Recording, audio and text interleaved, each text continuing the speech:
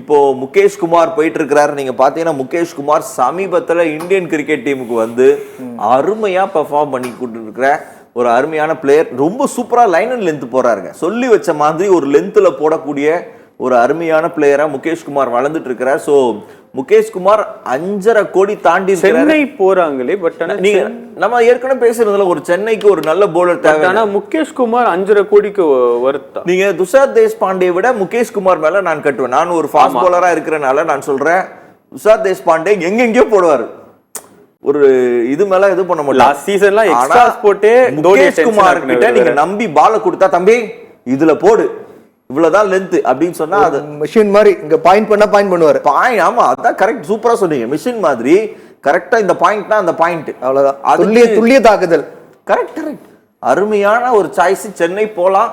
ஆனா 5.75 போயிருக்கு.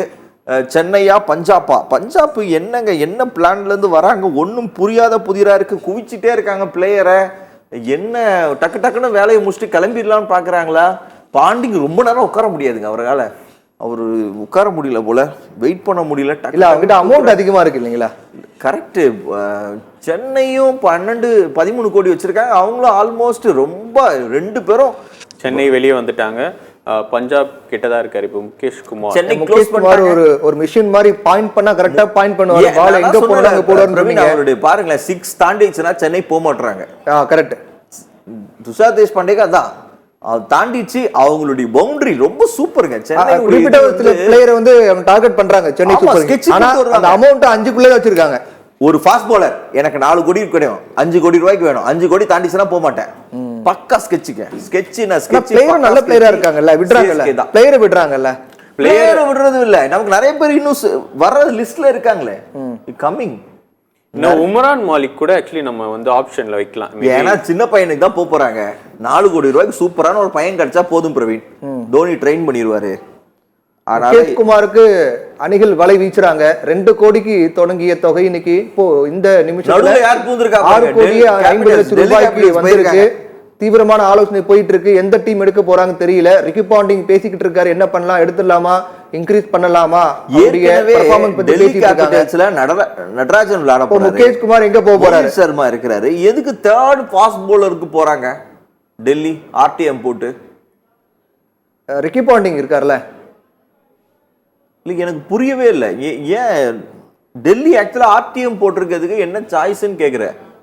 சர்ப்ரைஸா இருக்கு. அவங்க பஞ்சாப் ஓகே பிளேயர்ஸ் தேவைப்படுது. ஓகே முகேஷ் குமாருக்கு ஃபைனலா இப்ப 6 கோடியே 50 லட்சம் பிக்ஸ் பண்ணியிருக்காங்க.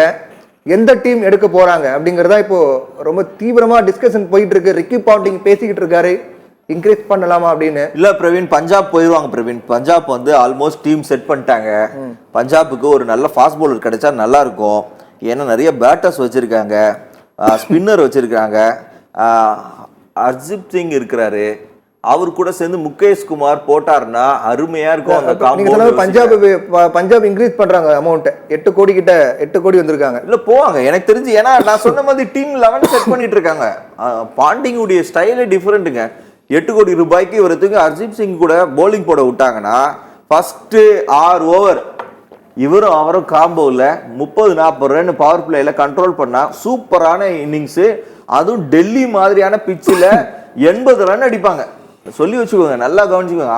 6 ஓவருக்கு 80 ரன் ஆவரேஜ்ல அடிக்கக்கூடிய, 60ல இருந்து 80 ரன் அடிக்கக்கூடிய டெல்லி கிரவுண்ட்ல 40 ரன்னுக்குள்ள சுருட்டுறாங்க அப்படின்னு சொன்னா இந்த 2 பவுலர்ஸ் உடைய காம்போ ரொம்ப முக்கியம். அதான் பாண்டிங் உடைய மிக முக்கியமான ஸ்ட்ராட்டஜி. டெல்லி எடுத்துட்டாங்க முகேஷ் குமார். டெல்லியில இன்க்ரீஸ் பண்றாங்க, தொகை எடுத்துட்டாங்க. ஓகே, ரீடைன் பண்ணிட்டாங்க அவங்க.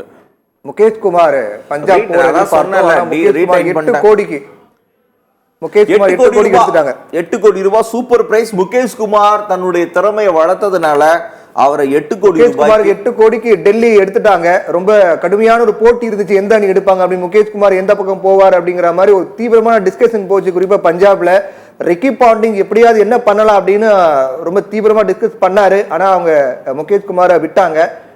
அந்த வாய்ப்பை டெல்லி பயன்படுத்திட்டாங்க. முகேஷ் குமார் 8 கோடி ரூபாய்க்கு டெல்லி எடுத்துட்டாங்க. அடுத்து நம்ம தொடர்ந்து பார்த்துக்கிட்டு இருக்கோம்.